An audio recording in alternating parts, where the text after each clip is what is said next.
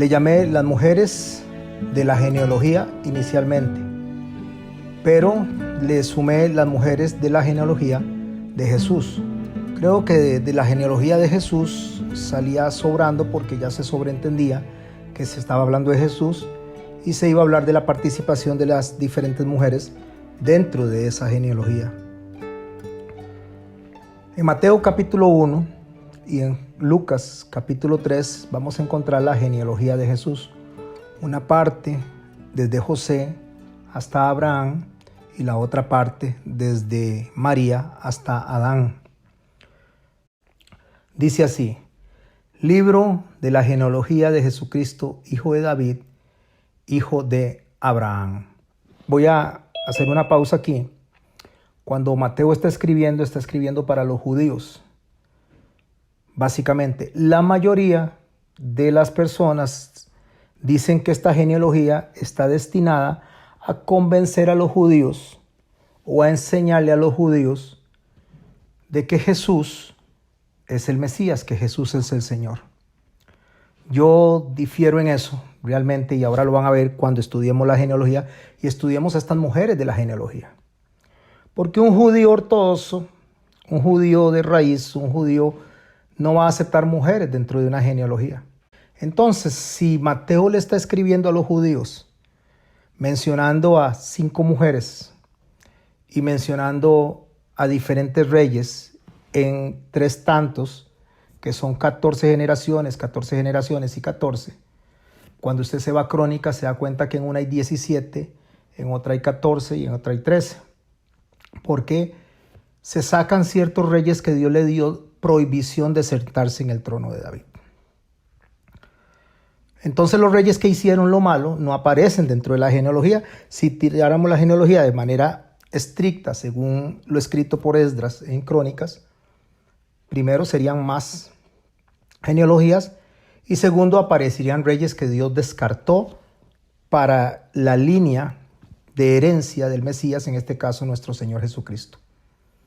Por eso uno tiene que ir a los expedientes, ir a la historia, ir a todo lo que el Señor dejó, no solamente, como dijo Aurora, voy a leer Mateo y voy a hacer un estudio genealógico de Jesús desde Mateo y no voy a las crónicas de los reyes, porque entonces estaría dando un mensaje incompleto, ingenuo. ¿Qué es un mensaje ingenuo? Un mensaje muy simple, sin abordar realmente toda la línea histórica de nuestro Señor Jesucristo. No lo vamos a hacer ahora, ni lo vamos a hacer en esta serie de enseñanzas, que creo que son 3 o 4, hablando de las mujeres de la genealogía. Entonces, cuando él empieza diciendo libro de la genealogía de Jesucristo, hijo de David, hijo de Abraham, sí capta la atención de los judíos. Porque Abraham y David son las bases fundamentales, junto con Isaac y Jacob, en cuanto a lo que es el patriarcado judaico. Pero una vez que capta la atención, empieza a mostrarles que si fuera por el judaísmo y por los judíos, el mundo no se salva. Básicamente eso es lo que está enseñando la genealogía. Está enseñándoles a los judíos y a nosotros, pero principalmente dirigida a los judíos, le está enseñando a los judíos que no es el judaísmo ni el judío el que salva, aunque un judío fue el que fue a la cruz, que fue nuestro Señor Jesucristo. Hijo de David, hijo de Abraham. Abraham engendró a Isaac, Isaac a Jacob y Jacob a Judá. Aquí tenemos las 4 bases principales o los 4 fundamentos que unen a Jesús con la promesa tanto a Jacob, tanto a Isaac y tanto a Abraham, que son los patriarcas. Y a través de María nos une hasta Dios y hasta el Edén, que fue a quien se le dio la promesa, que fue a Eva. Préstele atención a esto, porque es muy importante ver que Dios no le dio la promesa a Adán, sino a Eva. Cuando usted lee el texto de Génesis, es a Eva a quien Dios le dice que de ella iba a salir la simiente que iba a vencer a Satanás. Es a ella quien se lo dice, a la mujer, y no al hombre. ¿Por qué se lo dice a la mujer y no al hombre? Por razones de la situación de vergüenza en la que iba a quedar la mujer a partir de ese momento. y hasta la fecha.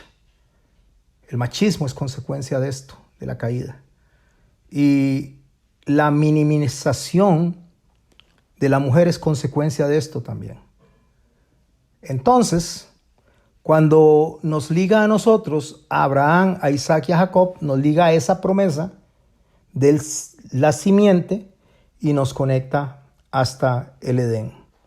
Y dice que Jacob engendró a Judá. ¿Por qué Judá? Porque a Judá es al quien se le dice que va a tener el cetro de Israel, o sea, que de Judá va a salir el rey de Israel, de Judá. Judá y sus hermanos, a los hermanos los pone como generalizado, no es en este tipo de mensaje que está escribiendo Mateo importante, los demás hermanos. ¿Y por qué no son importantes? Porque aquí la conexión de reino tiene que hacerse de Jesús a David. Y de Tamar engendra a Fares y a Zara, y subrayo en rojo a Fares porque esto es muy importante. Esta historia está en el capítulo 38 de Génesis, que es el que vamos a leer hoy. Y en ese capítulo 38 de Génesis es importantísimo para poder entender todo lo que tiene que ver con la salvación y para poder entender todo lo que tiene que ver con la conducta humana y la conducta divina. El capítulo 38 de Génesis tiene una particularidad. En el capítulo 37 empezamos a escuchar hablar de la vida de José. Empezamos a escuchar hablar de cómo José llega a la casa de Potifar, cómo José después es apresado. Y toda esa historia comienza en el capítulo 37, se corta en el capítulo 38 y continúa en el capítulo 39, la historia de José.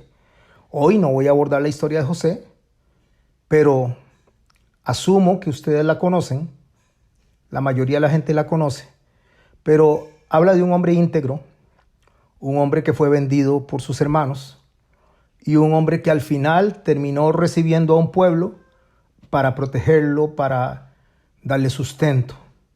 Entonces, en medio de la historia de este hombre íntegro, en medio de la historia maravillosa que tiene que ver con nuestro hermano José, y que al final de cuentas nos identificamos con él porque de ahí vienen los Melau Goyim, o sea, los mestizos, que son no israelitas con israelitas, a través de su hijo Efraín y de su hijo Manasés, hijos de un israelita como era José y de una egipcia. Esa historia se ve truncada, se ve cortada para meter la historia del capítulo 38 de Génesis, que va a contrastar con la historia de José totalmente. Mientras que estamos hablando en la historia de José de un hombre íntegro, en el capítulo 38 hay un desarrollo de la historia de Judá, de un hombre que no fue íntegro, de un hombre que se comportó mal, de un hombre que estaba pensando en sí mismo únicamente. Entonces, de ahí la importancia de ese capítulo 38, porque ese capítulo 38 nos va a traer a nosotros, en esta genealogía de Jesús, nos va a traer a nosotros una explicación, ¿verdad? Una explicación de lo que el Señor quiso darnos y enseñarnos a nosotros a través de la historia de Tamar y de Judá. O Judá y de Tamar, como lo quiera decir. Después dice que de Fares engendró a Esrón, Esrón a Aram, Aram engendró a Aminadab, Aminadab a Nazón, Nazón a Salmón, la segunda mujer de la que vamos a hablar en esta serie de enseñanzas, que era una prostituta de Jericó, pero increíblemente mencionada entre las personas reconocidas de la fe en Hebreos 11:31. Recordemos que los cananeos eran fuera del pensamiento israelita para poder ser parte de la línea genealógica de la promesa. Y Rahab, pues también de la misma manera, considerándose no solamente, porque esto es importante, considerándose no solamente no israelita, sino prostituta también. Entonces estamos viendo que tenemos una gentil, tenemos una cananea y tenemos una prostituta dentro de una genealogía mesiánica. Escuche, es importante esto. Una genealogía mesiánica, una genealogía de reinado, una genealogía de rescate al pueblo de Israel dirigida a los judíos. Entonces de Rahab se engendró a Booz, moabita, enemiga de los israelitas. Así de importante es ver a estas mujeres dentro de la genealogía. No voy a hablar mucho de ella, como les digo, porque hoy me voy a concentrar en Tamar. Y de Ruth a Obed a Isaí. Isaí engendró al rey David, sobre quien recae la promesa del reinado. Sobre quien recae no solo el reinado de Israel en la tierra, sino el reinado eterno de Jesucristo. Y de David dice que engendró a Salomón. Es importante notar que Salomón no era el heredero del trono, sino su hermano Natán. Salomón es el cuarto hijo de Betsabé y de David, nacidos en Jerusalén.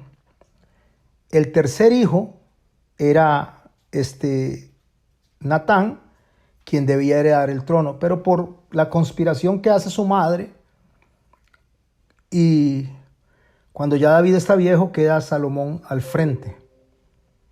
Salomón básicamente no estaba calificado para ser el ascendiente del Mesías, porque Salomón había apostatado.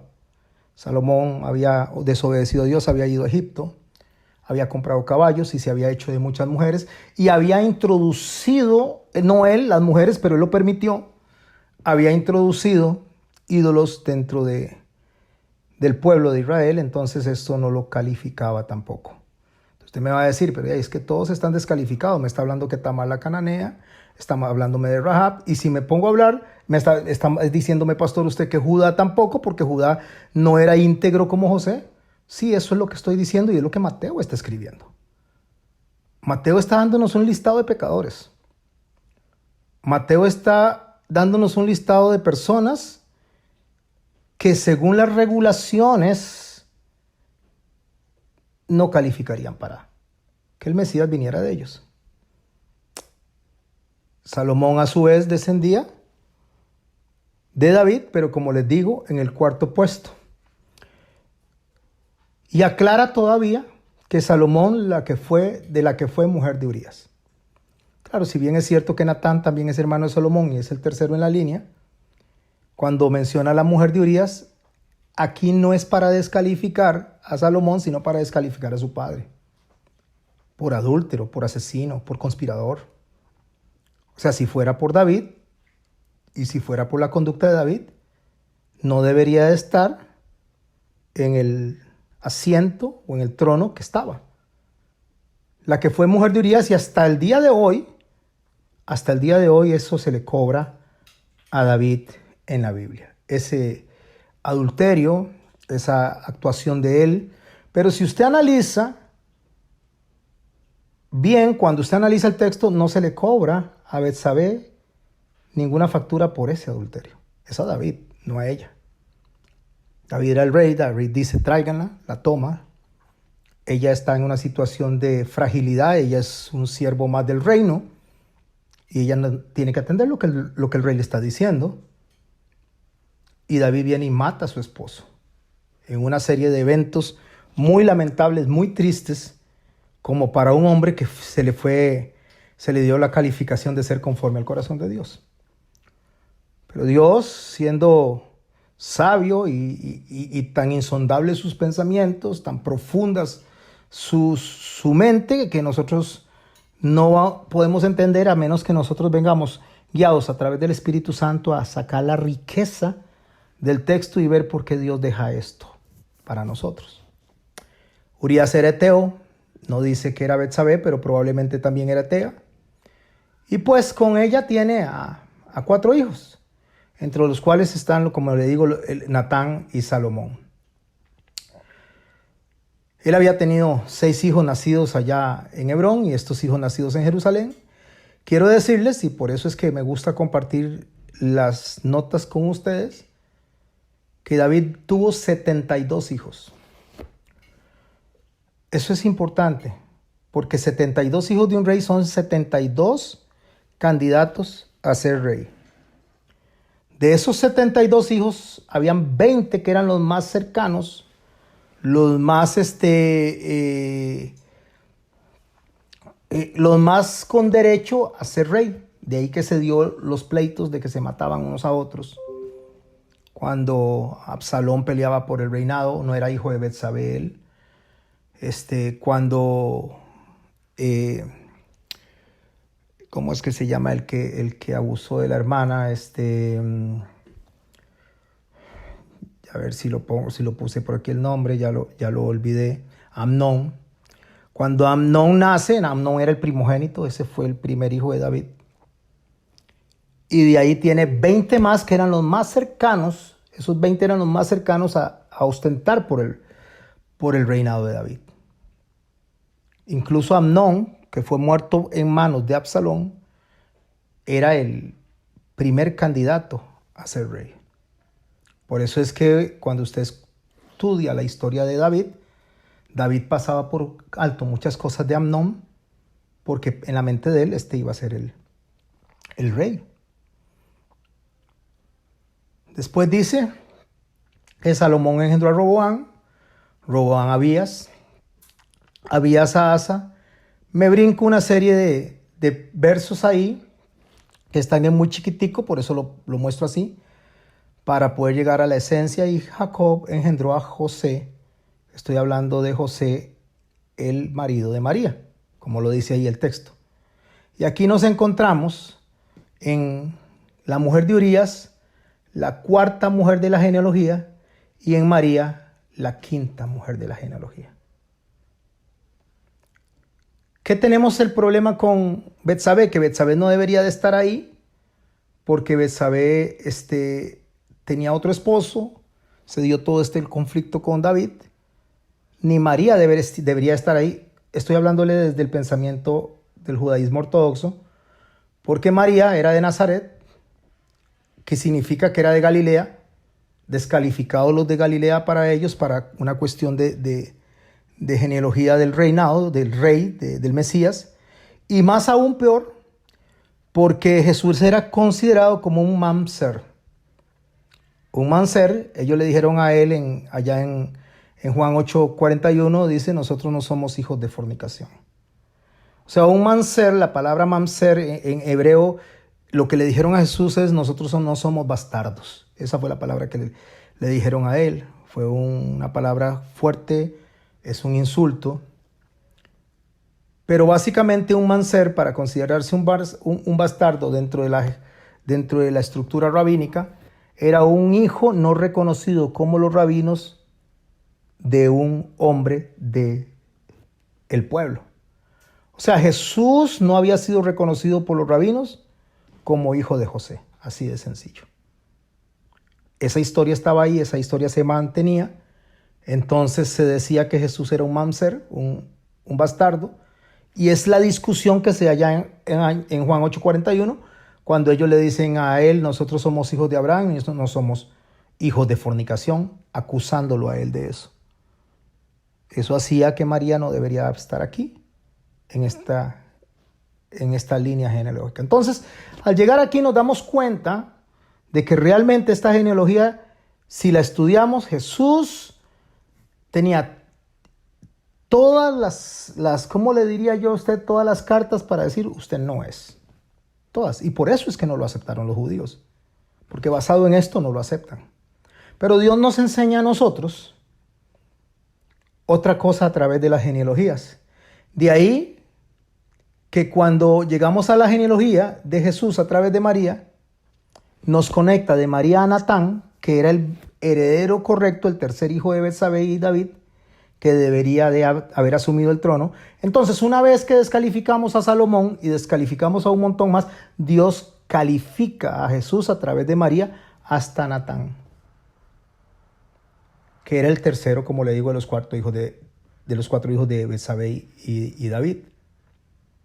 Y por eso es que dice David, hijo de Isaí, hijo de Obed, y que de esta genealogía de Judá, porque conecta nuevamente a Judá, nace Fares, y si yo me devuelvo, y ustedes notan a Fares aquí, Fares y Judá son elementos sumamente importantes dentro de la genealogía de Jesús como rey, como Cristo. Si Fares y Judá son importantes, siendo Judá inserto dentro de una historia de un hombre íntegro como José, que básicamente Judá estaba descalificado por la conducta que vamos a leer ahora, entonces la pregunta es, ¿para qué son las genealogías?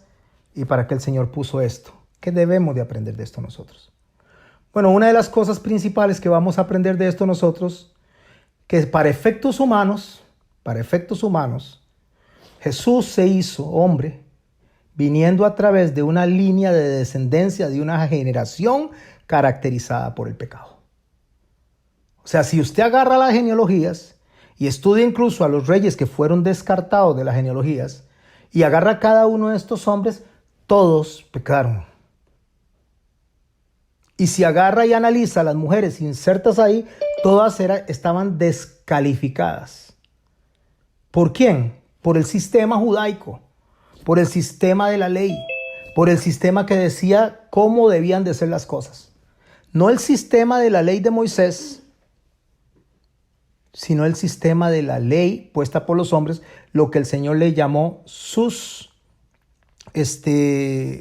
ritos o los mandamientos impuestos por hombres. Jesús estaba totalmente, según este escenario, descalificado. Quiero ver algo de las mujeres, porque como voy a hablar de 5 mujeres de la Biblia, como voy a hablar de 5 mujeres de la genealogía de Jesús, porque estos 5 mensajes son más dirigidos a ustedes, las mujeres. 5 mensajes, no digo, estas 5 mujeres dentro de mis mensajes, que sean 3 o 4, son más dirigidos a ustedes, las mujeres, que a los hombres. Así que nosotros deberíamos de ver cuál es la participación de la mujer, entonces, a lo largo de la Biblia, desde el Edén. Voy a ver algunos detalles de las mujeres y vamos a ver algunos detalles de las mujeres y le voy a llamar a esto la mujer y el agua. ¿Por qué? Porque la mujer juega un papel sumamente importante con el agua o con los pozos durante toda la Biblia. Yo no sé si ustedes, mujeres, le habrían prestado atención a eso, como la mujer tiene una conexión con el agua y una conexión con los pozos durante toda la Biblia. La mujer recoge, utiliza, administra el agua en los hogares, así como en los lugares de agricultura. La mujer tiene este papel tan relevante haciendo esto, aún más que el hombre, en el plan de restauración de todas las cosas. Entonces usted me va a decir, pastor, entonces, ¿significa que este mensaje que usted está planteando aquí es más concentrado en la mujer para enseñarnos a nosotras que nosotras somos más importantes que el varón? No. No son ni el hombre más importante que la mujer, ni la mujer más importante que el varón. No fue así lo que Dios hizo en el Edén. En el Edén nos hizo coherederos de la gracia y coadministradores de la creación. Pero una vez que la mujer es engañada por Satanás, recae sobre los hombros de la mujer un peso a través de la historia, porque dicen por la mujer fue que pecó Adán.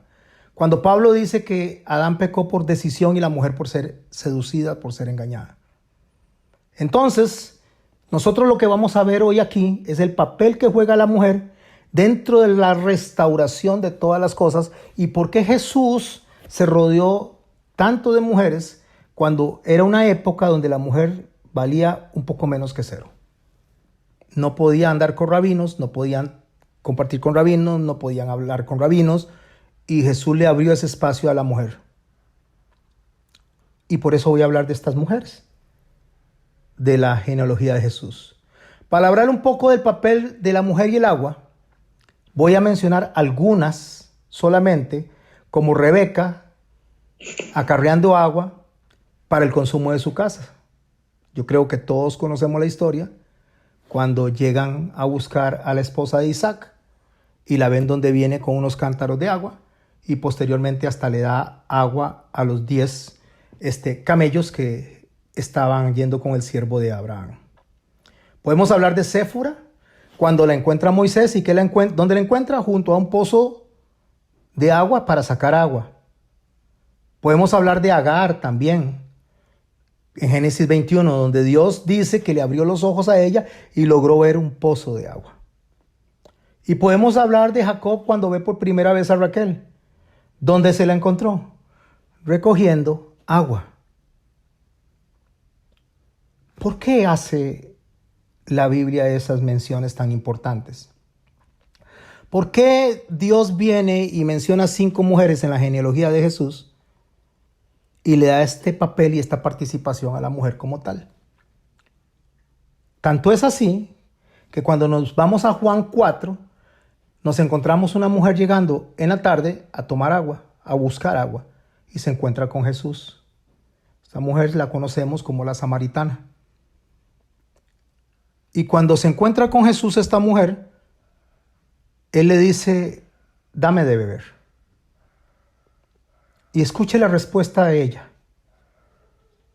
¿Cómo tú siendo judío y yo, samaritana y mujer? Aquí están 2 cosas. Samaritana porque no era de Israel, de los reconocidos entre Israel, y mujer por el desprestigio que la mujer ha tenido durante toda la historia. ¿A dónde se la encuentra él? Junto a un pozo de agua. Podemos ver cómo Dios ha mantenido en nuestra mente desde que empieza a escribir en el Génesis hasta el momento en que Jesús se encuentra en Samaria. Podemos ver cómo el Señor ha tenido una conexión con nuestro cerebro para que nuestro cerebro, cuando estudia, ubique a la mujer en el lugar que Dios quiere ubicarla. O reubicarla, en el lugar donde debería de estar. De ahí que la genealogía de María nos lleva hasta Adán. Porque en María se está cumpliendo la promesa que se le dio a Eva. Mientras que la genealogía de Mateo nos lleva hasta Abraham. Porque lo que recibe José como herencia es herencia de bendición para todas las naciones. Herencia de bendición, herencia de tierra, herencia de favor. Mientras que lo que recibe María, por la cual es llamada la bienaventurada, ese calificativo es único y solo le corresponde a ella esa bienaventuranza. Es porque ella es el elemento clave entre Eva y la nueva creación. Llámese nueva creación a todos los que íbamos a venir del primogénito de los muertos, que es nuestro Señor Jesucristo. Ahora, tenga esto presente para poder yo seguir adelante con la enseñanza y poder cerrar esta enseñanza de hoy de una manera bastante rica. Proverbios 14:1 dice así: la mujer sabia edifica su casa, mas la necia con sus manos la derriba. ¿Por qué deseo que lo tenga presente, mis hermanas queridas? Porque si bien es cierto que Dios quiere darle a la mujer la posición que Él quiere que tenga, si Dios quiere darle a la mujer el reconocimiento que Él quiere que tenga y quiere que el hombre entienda que no es por él, sino es por Dios que la salvación se dio, no es ser por ser judío o griego, por ser circunciso o incircunciso, no es por nada de esto, sino es por pura gracia, pero que así como la mujer tiene un papel relevante a la par del agua y a la par de los pozos, también tiene un papel relevante en su conducta. ¿Qué significa el agua en la Biblia? ¿Y qué significan los pozos en la Biblia? Para que la mujer siempre esté al lado y encuentre a su esposo o encuentre al que la anda buscando para casarla, como en el caso del siervo de Abraham, o se encuentre con Jesús al lado del pozo. El agua representa limpieza, el agua representa purificación, el agua representa santificación, pero a la vez juicio, como en el tiempo del diluvio. Entonces la mujer puede estar en una situación de limpieza, de purificación y de santificación para el propósito de Dios y que este propósito sea cumplido de manera eficaz, o podría convertirse en un elemento de juicio si actúa incorrectamente. De ahí que la mujer tiene, y estoy hablando específicamente de la mujer porque voy a hablar de 5 mujeres de la genealogía. Por eso es que la mujer tiene que tener presente que la mujer sabia edifica la casa y la necia la derriba. Hay 2 clases de mujer ahí. Téngalo presente durante el resto de la enseñanza. Ahora voy a leer Génesis 38 y voy a empezar a leer ese capítulo tan importante al cual yo les dije que queda inserto en la historia de José, donde viene Dios hablando de un hombre íntegro, y cualquiera diría es que José es el que debería de ser el ascendiente para Jesucristo por su integridad. Pero no es así de Judá. Es Judá el que Dios escogió. Es Judá el que Dios, a través de su padre, le indicó en el capítulo 49 de Génesis que él iba a tener el cetro que gobernara Israel hasta que no viniera Siloé. Siloé era el Mesías, porque Judá le iba a pasar el trono a nuestro Señor Jesucristo para siempre. Judá como figura, no como persona porque ya estaba muerto, sino como figura. Y esta figura tenía que sostenerse en la descendencia de David. De ahí la importancia de conocer las genealogías y manejarlas de la manera correcta. Dice Génesis 38, empezamos en el verso 1. En aquel tiempo, y cuando usted estudia en aquel tiempo nos está conectando a lo que está hablando de José en el capítulo 37. Venimos bien ubicados. Capítulo 37 dice, e inicia así, esta es la historia de la familia de Israel. Siendo José, y empieza toda la historia de José, se corta de una manera abrupta en el verso 1 del capítulo 38 de Génesis y dice en aquel tiempo. Cuando está pasando eso, Judá se aparta de sus hermanos.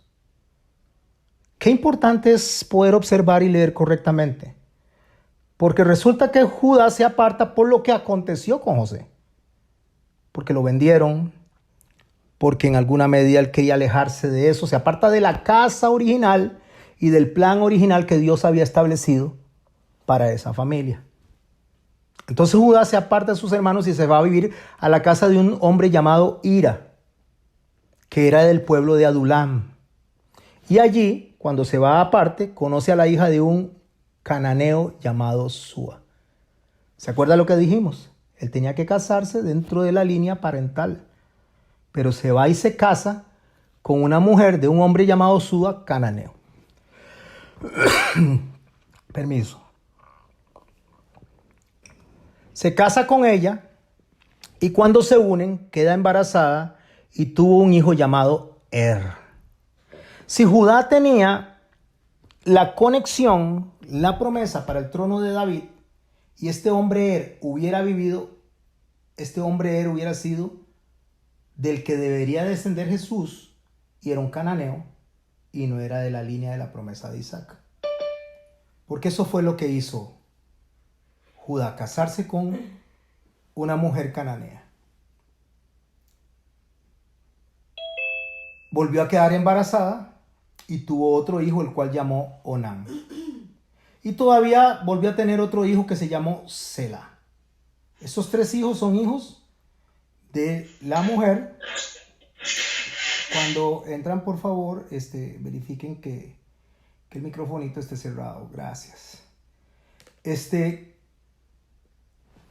Cuando él viene y se casa con esta mujer, ya tiene el tercer hijo llamado Sela, que nació, dice, cuando Judá estaba en Kesib. La palabra Kesib es una palabra aramea que significa mentira. Cuando Judá estaba en un lugar de mentira. O sea, Judá estaba viviendo una mentira. ¿Por qué? Porque Judá no tenía que estar lejos de la promesa de Abraham, lejos de la promesa de Isaac. No podía hacer eso y menos de lejos de la promesa de Jacob. Judá se aparta de la casa de Jacob. Judá se aparta para hacer su propia historia. Judá se aparta tal vez para quitarse de encima, mira lo que hicimos con nuestro hermano José. No importa las razones por las que Judá hizo lo que hizo de apartarse de los hermanos, él no tenía que hacer eso. Él tenía que mantenerse firme en la línea establecida por Dios, aun cuando nosotros fallemos. De ahí viene que la línea de Jesús está llena de puros pecadores. Nace Sela, dice. Entonces dice que Judá casó a su hijo mayor, dice, con una mujer llamada Tamar. Aquí nos encontramos a Tamar. Dios no le dijo a Judá que hiciera eso. Judá tomó esa decisión. Judá agarra al mayor de estos 3 hermanos, hijos de cananeos, y los casa con Tamar. Pero el Señor no le agradaba, dice, la mala conducta de él y le quitó la vida. Judá viene y no solo se aparta, sino que empieza a desviar el plan original de Dios, y todavía tras de eso con personas o hijos incompetentes que no van de acuerdo a lo que Dios establece. ¿Y qué hace Dios? Lo mata. Esto me recuerda cuando Dios le dice a Elí: por cuanto pusiste a tus hijos antes que a mí, los mataré. No vamos a cuestionar, no vamos a hablar alrededor de esto, porque caeríamos en el mismo error de Job al cuestionar los pensamientos de Dios, porque no los entendemos. Él no los entendía en ese momento, hoy usted y yo los entendemos, porque Jesús tenía que venir de una línea conectada a Judá a través de David. Si este hombre hubiera tenido hijos, eso no se hubiera dado. Entonces Dios mata a este hombre, porque dice que el Señor no se agradaba de él. De la misma manera que no se agradaba de los hijos de Elí. Por eso es que Job recibe aquella impactante declaración de Dios en Job 48, cuando le dice Dios a Job: ¿invalidas por tu sabiduría mis juicios? O sea, ¿qué le está diciendo Dios a Job en ese momento? ¿Quién es usted para decirme a mí lo que es bueno y lo que es malo? O sea, ¿quién es usted para enseñarme a mí lo que es correcto e incorrecto? Y escuche, había muerto 10 hijos. Había perdido absolutamente todo. Cualquiera diría, él tenía toda la razón de reclamar. Era un hombre justo, así lo dice la Biblia. Disculpe. Pero resulta, mis hermanos y mis hermanas, que nosotros no somos quienes para hacer evaluaciones de lo que Dios hace. Nosotros somos insensatos, torpes, arrogantes, soberbios. Y sígale poniendo calificativo sobre el calificativo ante un Dios santo, perfecto, inmutable, sabio, que sabe por qué hace una cosa y por qué no hace la otra. Entonces, mis amados hermanas y mis amados hermanos, Dios nos enseña que Él toma decisiones sobre las decisiones erradas de los hombres, donde tal vez 2000, 3000 años después, el círculo que el hombre torció, Dios lo está enderezando, que es lo que está pasando con Judá. Judá se está apartando de la casa de Jacob, se está apartando del plan de Dios. Judá está tomando sus decisiones humanas sin someterse al consejo de Dios. Pero el Señor no le agradaba la mala conducta de él y le quitó la vida. Entonces Judá le dijo a Onán: únete a la viuda de tu hermano y cumple así con tu deber de cuñado. Hablando de la ley del levirato, y le dice: únete con Tamar para que cumpla la ley, o sea, que tengas hijos de tu hermano, tenga descendencia de tu hermano para ser y tener descendientes por medio de ti. Pero Onán sabía que los hijos que nacieran no serían considerados suyos, o sea, serían considerados de él. Por eso cada vez que se unía con la viuda de su hermano, procuraba que no quedara embarazada, o sea, que eyaculaba fuera de Tamar, para que no se ligaran los hijos de él a su hermano. Pero todo esto es parte de la sabiduría y la permisividad de Dios para que no quedara embarazada Tamar de ninguno de ellos, ninguno de los 3. Porque tenía que quedar embarazada de Judá. Judá era el hombre de la promesa. Judá era el hombre escogido por Dios desde Génesis, no ellos. A pesar de la estupidez de Judá, a pesar de la insensatez de Judá, a pesar de la insistencia de Judá, Dios permite que algunas cosas funcionen con el fin de que el plan de él, de Dios, salga adelante. Lo entendamos o no lo entendamos, lo aceptemos o no lo aceptemos. Al final Dios dice, yo soy Jehová y sabrán que yo soy Jehová. Entonces pero al Señor no le agradaba la mala conducta de él. ¿Dónde estaba? Ya me perdí. Verso 10. El Señor se disgustó mucho por lo que Onán hacía y también a él le quitó la vida. Entonces Judá le dijo a su nuera Tamar, quédate viuda en la casa de tu padre hasta que mi hijo Selá sea mayor de edad. El hijo Selá, recuerde que es el tercer hijo de la cananea. Entonces Judá le dice, no. Pero claro, Judá dice, no, hombre, cada vez que voy a casar a uno con ella o caso a uno con ella, Dios lo mata. Entonces mejor a este tercero no se lo doy porque lo va a matar Dios también. Entonces, por miedo a que lo matara, no lo une. Pero no olvidemos que los pensamientos de Dios son insondables, son profundos. Eso no vino de Judá, eso vino de Dios, que libró que Tamar quedara embarazada de alguien que no era parte de la línea profética, de la línea de la promesa. ¿Qué están aprendiendo los judíos ahí? Están aprendiendo de soberanía de Dios, están aprendiendo de que Dios trae una línea desde Adán hasta Jesucristo que nadie la iba a romper, nadie. No dependía de los hombres, de una línea de pecadores, dependía de la soberanía de Dios, de lo que Él inició, Él lo iba a terminar. Por eso, porque Él pensaba que iba a morir como sus hermanos. Así que Tamar se fue a vivir a la casa de su papá.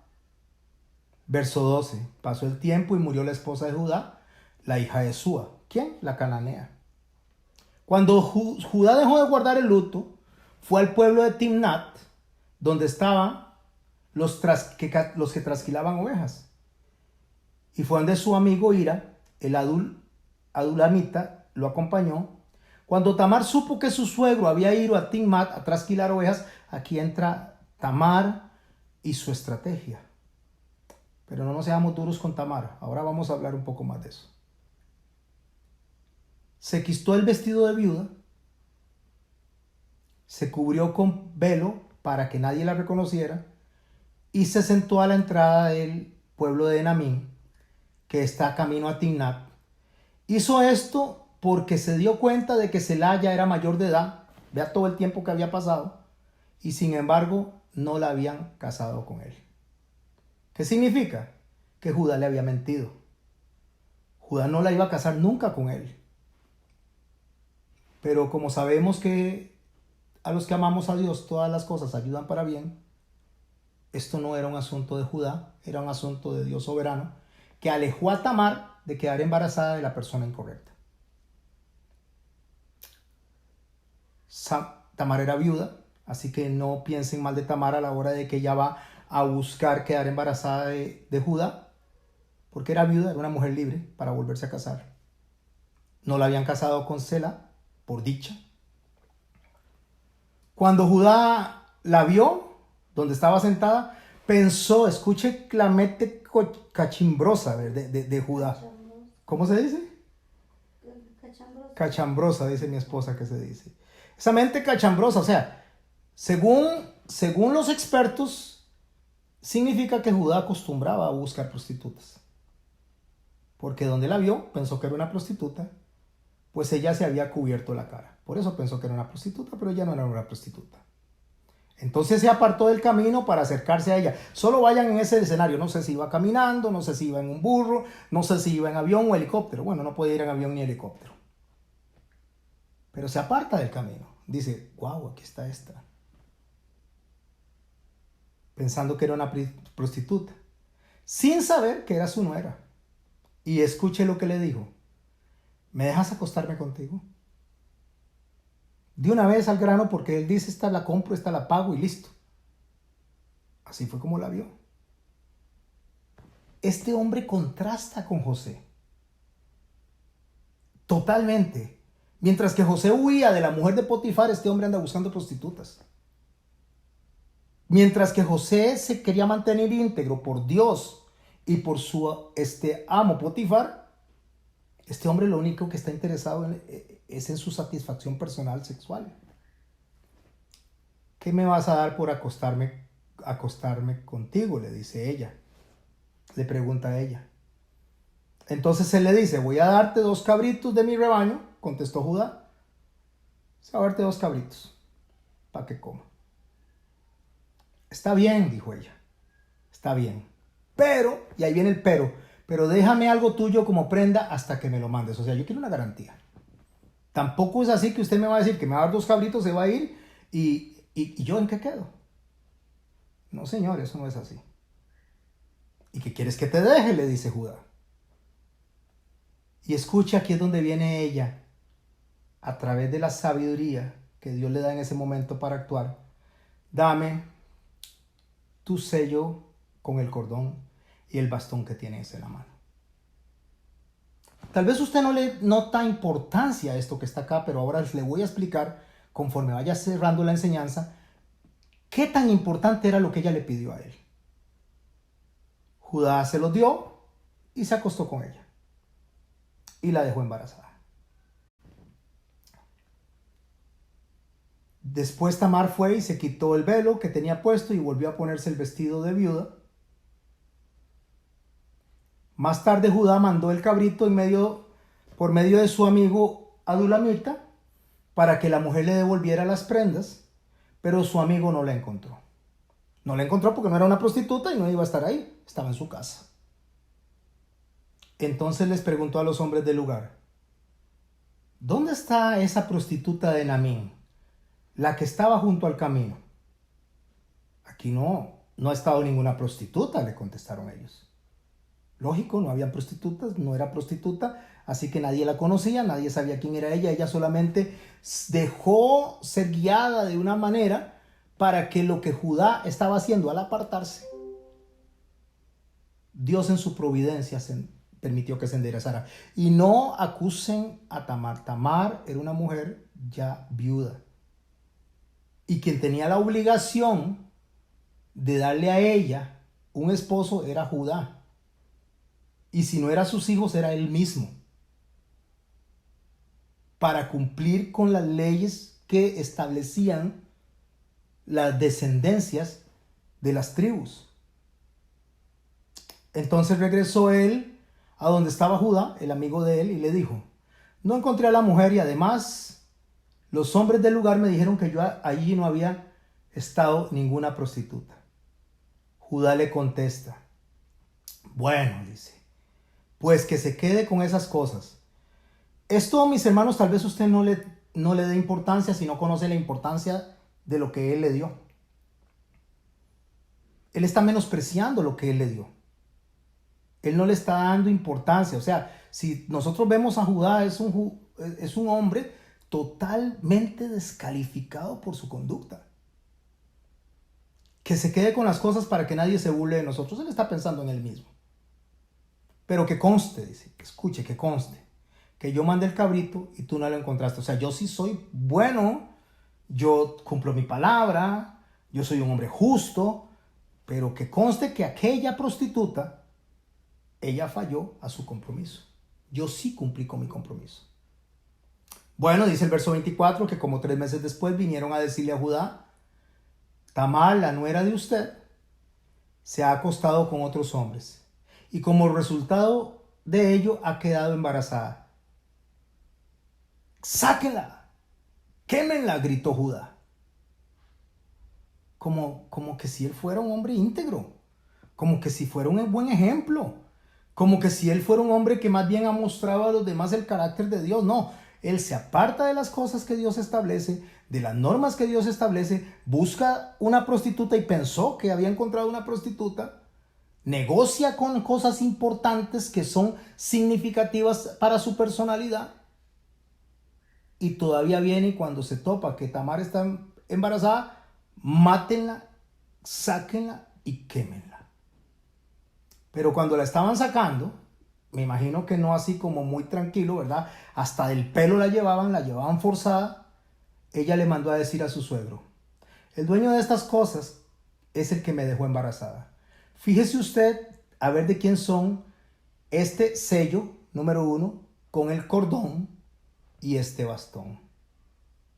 Cuando Judá reconoció las cosas, dijo: ella ha hecho bien y yo mal, porque no la casé con mi hijo Selá. Ve que no le interesaba. Pero no era de Selá que tenía que embarazar, sino que la línea de Jesús tenía que venir de Judá, para que lo que leímos en las genealogías se cumpliera proféticamente.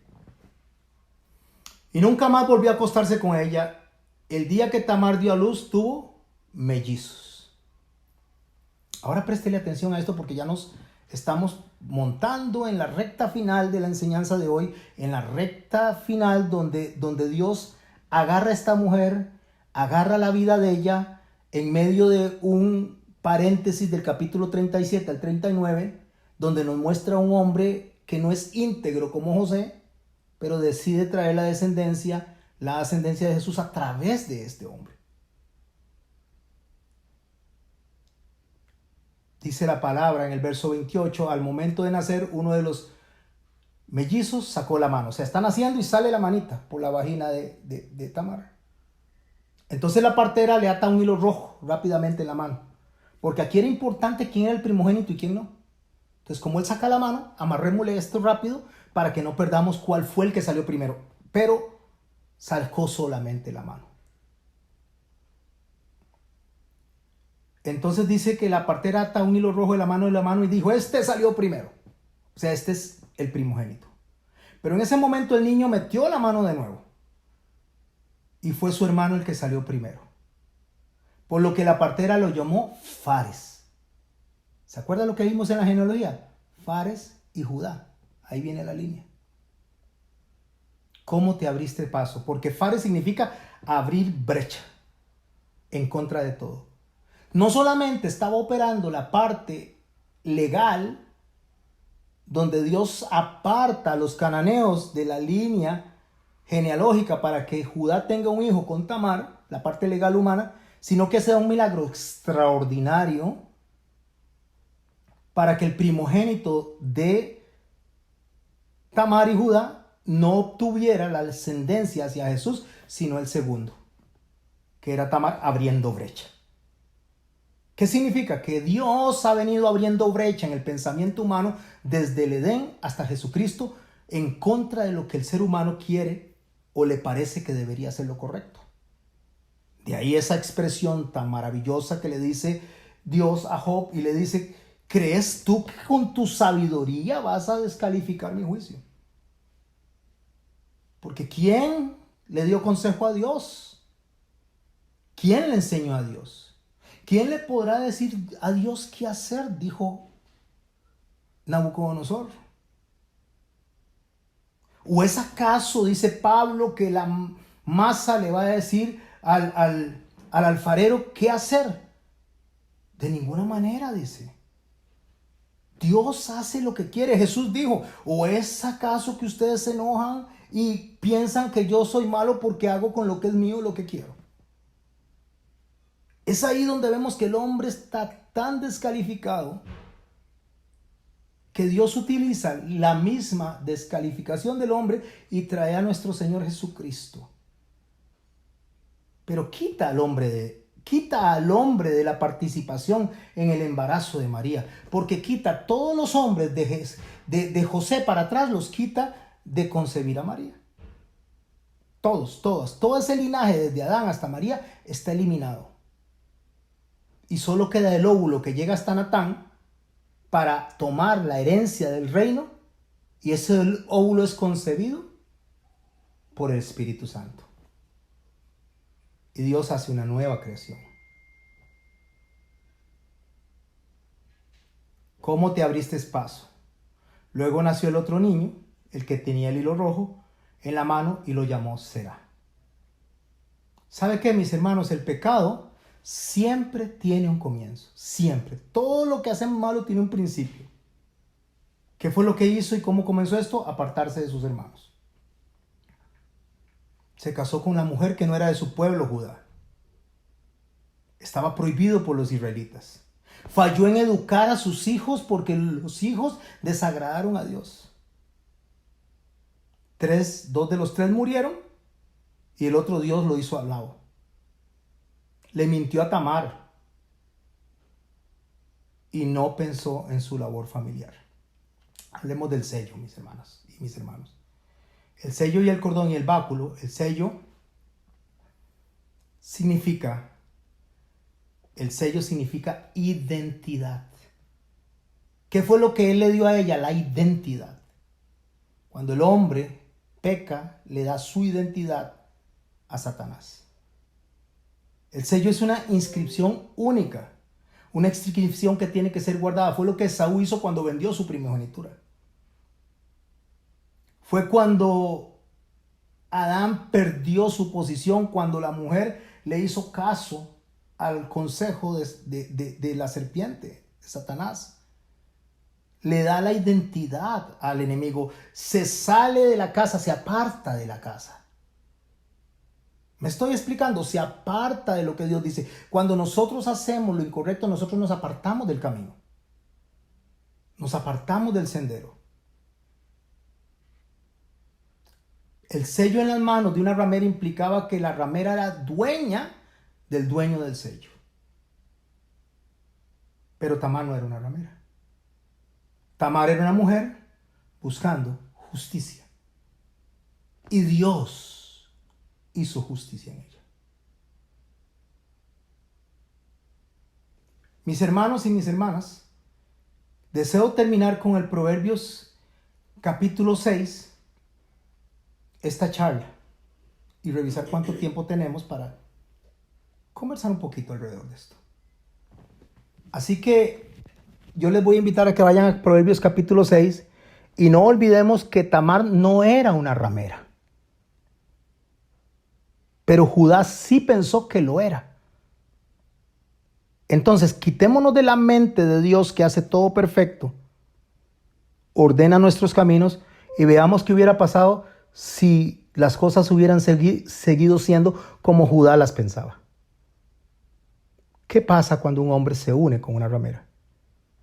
Y por dicha y gracias a Dios, Tamar no lo era. Proverbios capítulo 6, voy a leer a partir del verso 20. Guarda, hijo mío, el mandamiento de tu padre. ¿Qué estaba haciendo Judá? Apartándose de la casa de su padre. No dejes la enseñanza de tu madre, átalos siempre en tu corazón, enlázalos en tu cuello. ¿Se acuerda? La identidad enlazada en el cuello, la autoridad puesta en el cuello. Porque las personas administradoras de una casa se ponían las llaves en el cuello para poder administrar las casas de los reyes. Enlázalos en tu cuello, te guiarán cuando andes, cuando duermas te guardarán. Hablarán contigo cuando despiertes. Porque el mandamiento es lámpara y la enseñanza es luz. Y camino de vida, las reprensiones que te instruye. ¿Qué es el camino de vida? El regaño, la llamada de atención que Dios nos da, nos pone de nuevo en el camino, nos pone de nuevo en el sendero. ¿Para qué? Y escucha el verso 24. Para que te guarden de la mala mujer. ¿Cuántas mujeres hablamos al principio que existen? La insensata y la sabia. La mujer sabia construye y la mujer insensata destruye. La mujer insensata puede convertirse como en una prostituta dentro del plan de Dios. Y la mujer sabia puede convertirse en un instrumento de bendición, de edificación, en el plan de la reconstrucción de todas las cosas. Por eso es que la palabra de Dios me enseña aquí para que te guarden de la mujer, de la mala mujer, de la blandura de la lengua de la mujer extraña, porque la mujer con halagos puede seducir, con halagos puede atrapar al hombre.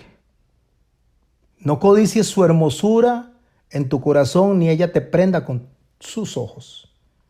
Porque a causa de la mujer ramera, el hombre es reducido a un bocado de pan. Eso les hubiera pasado a Judá si no hubiera sido Tamar. Y a él no le importó que se quede con las cosas, que se quede con mi identidad, que se quede con mi bastón, que significaba un instrumento de defensa, un instrumento de autoridad. Él no le importaba nada, él solo estaba pensando en él mismo. Porque a causa de la mujer ramera el hombre es reducido a un bocado de pan y la mujer caza la preciosa alma del varón. Y pregunta el proverbista, ¿tomará el hombre fuego en su seno sin que sus vestidos ardan? O sea, ¿será que el hombre puede hacer algo sin que reciba castigo? ¿Será que el hombre puede actuar sin que Dios venga e intervenga en lo que está haciendo malo? La palabra de Dios me dice a mí que el impío recibirá su justo castigo. O sea, que Dios no deja pasar por alto las cosas, porque Él es Dios. ¿Andará el hombre entre brasas sin que sus pies se quemen? O sea, ¿no va a recibir consecuencias? Así es el que se llega a la mujer de su prójimo, no quedará impune ninguno que la tocare. Es con esto que quiero cerrar, mis hermanos, porque la conclusión de esta historia contrasta justamente con la historia de José. La siguiente semana vamos a escuchar y vamos a hablar de Rahab, la ramera. Pero hoy quiero cerrar, a ver cómo estamos con la hora.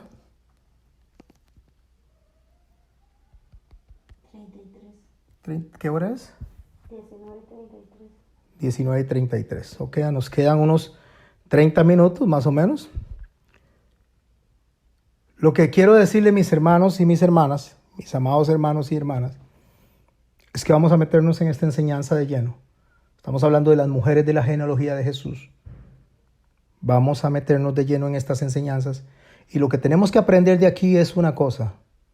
El hombre por sí solo se descalifica. Todos esos pecadores citados en la genealogía no calificaban para Jesús, para ser los papás de Jesús. No, no es eso lo que Mateo está enseñando. Mateo está enseñando lo contrario. Mateo está enseñando que Dios quitó todo esto para poner a través del Espíritu Santo el cigoto del cual iba a nacer nuestro Señor Jesucristo.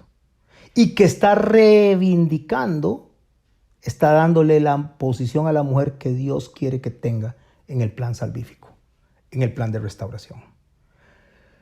Entonces ustedes, mujeres,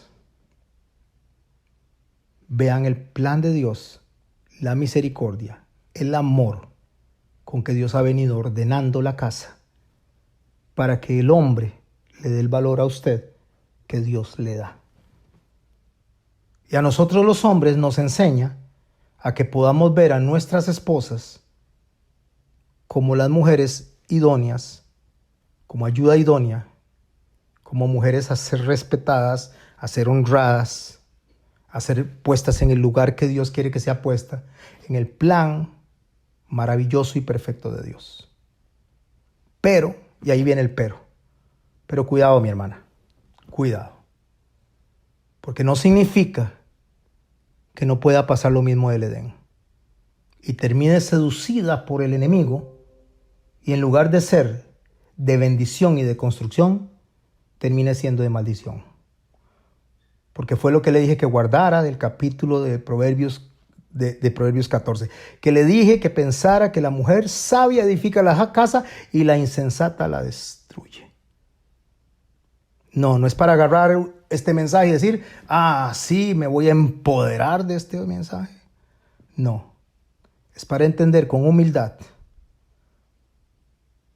que es Dios quien está orquestando esto que estamos nosotros viviendo desde el Edén hasta que Él vuelva a regresar. Es Dios el que está tocando el tambor y nosotros caminamos al ritmo de Él y hacemos lo que Él dice y como Él dice. ¿Qué dice el Señor? Ame a su esposa como Cristo amó a la iglesia. ¿Qué dice el Señor? Obedezca, sujétese a su esposo. ¿Qué dice el Señor cuando nos habla a nosotros del matrimonio? ¿Qué nos enseña el Señor? Si nos devolvemos al principio, nos dice ustedes son coherederos de la gracia de Dios, coadministradores de las cosas que yo establecí. Entonces dejemos de estar en una competencia, hombres y mujeres, mujeres y hombres, y volvamos a la mente de Dios. Volvamos a lo que Dios estableció y el orden que Dios estableció. Porque el Padre envía al Hijo y el Hijo al Espíritu Santo, no porque el Padre se ponga de manera dominante sobre el hijo, sino porque el hijo se sujeta al padre por amor.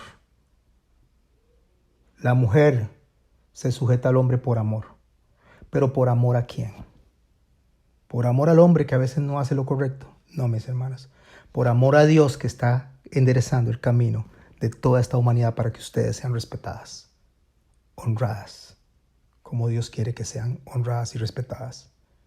Por eso la mujer está frente al pozo. Por eso usted encuentra a las mujeres junto al pozo todo el tiempo buscando agua. Porque alguien en un momento dijo, los que estén sedientos y cansados, vengan a mí y yo les daré de beber. Así que mis hermanas, lo que Dios está diciendo es, aquí junto al pozo, aquí estoy, para darles de beber, según lo que yo establecí, según la forma en que yo les enseñé. Vengan al pozo y yo les daré de beber. Por eso se encuentran las mujeres alrededor y a lo largo de toda la Biblia, junto al pozo buscando agua para saciar la sed. Voy a orar y después de orar charlamos un poquito antes de terminar. Padre, en el nombre de Jesús, te doy gracias por esta noche, Señor. Sabemos que a pesar, Señor, de la distancia, tu palabra es hermosa, es viva y eficaz. Traspasa nuestra alma, Señor. Cumple el propósito para el cual fue enviada. Jesús, te doy gracias, mis hermanas y mis hermanos te dan gracias por haber venido, Señor, a salvarnos, a restaurarnos, a enderezar nuestros caminos. Gracias, Señor, porque retumban en mis oídos esas hermosas palabras cuando te volteaste a esa mujer y le dijiste, dame de beber, cuando tú tenías agua para ella. Pero Dios poderoso, te humillas delante de tu creación para que te dé de beber, para abrir una conexión donde ella te dice,